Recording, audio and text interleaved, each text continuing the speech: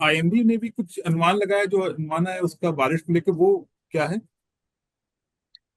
जी हाँ, ये एक बड़ी खबर है और ये बड़ी खबर अर्थव्यवस्था के लिए भी है और स्टॉक मार्केट के लिए भी कि आईएमडी ने अनुमान जारी किया है मॉनसून का। वो कह रहे हैं कि इस साल देश में सामान्य से अधिक बारिश होगी। इस साल 105%, लॉन्ग टर्म एवरेज से 105% बारिश होने का अनुमान है। जी। अल नीनो की स्थिति न्यूट्रल रहेगी और दक्षिण पश्चिम मानसून सामान्य से बेहतर रहेगा। ये बात इसलिए भी बहुत मायने रखती है क्योंकि इससे थोड़े दिनों पहले स्काईमेट ने भी अनुमान जारी किया था। 2025 में स्काईमेट ने कहा था कि सामान्य मानसून रहेगा और लॉन्ग पीरियड एवरेज से 103% ±5% बारिश होने का अनुमान स्काईमेट ने भी लगाया था। तो दो बड़ी एजेंसीज ने अनुमान लगाया है कि नॉर्मल मॉनसून रहेगा। तो वो एक बहुत बड़ा इंडिकेटर समझा जाता है हमारी अर्थव्यवस्था के लिए। आप ये समझिए कि FY 24 का अगर आंकड़ा देखो तो जीडीपी का 16% एग्रीकल्चर और अलाइड एक्टिविटीज से आता है।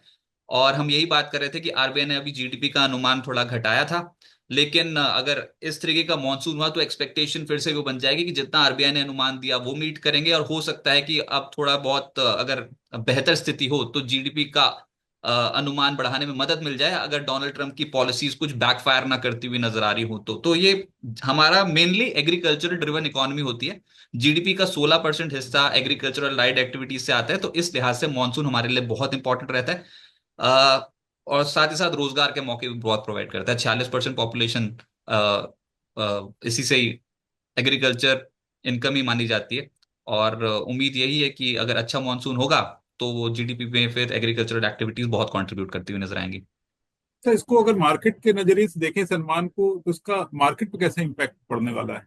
देखिए, जब भी आपके लिए कोई भी जीडीपी से जुड़ी हुई पॉजिटिव खबर निकल के आती है ना, जैसे हम बहुत बड़ा इंडिकेटर मानते हैं मॉनसून को, तो जी। अगर कुछ ऐसी पॉजिटिव खबरें निकल के आती है तो फिर वो मार्केट को पॉजिटिवली ड्रिवन करने वाली ही चीजें होती हैं। स्टॉक्स भी बिल्कुल वही, जो एग्रीकल्चरल इनकम से जुड़े हुए स्टॉक्स होंगे, तो वही फोकस में एकदम से आते हुए नजर आते हैं। लेकिन अभी की स्थिति ना बहुत अलग है। अभी हम थोड़ा डोनाल्ड ट्रंप की पॉलिसीज की वजह से कहीं ना कहीं पेच फंसता हुआ नजर आ। अगर ये एवरीथिंग बीइंग न्यूट्रल, अगर डोनाल्ड ट्रंप ने कुछ ना बोला होता और हमको अपने इंडिकेशंस, अपने इंडिकेटर्स की वजह से चलना होता ना, तो हम कहते हैं कि इस बार जो आईएमडी ने अनुमान दिया उसकी वजह से बाजार दौड़ता बहुत तेज।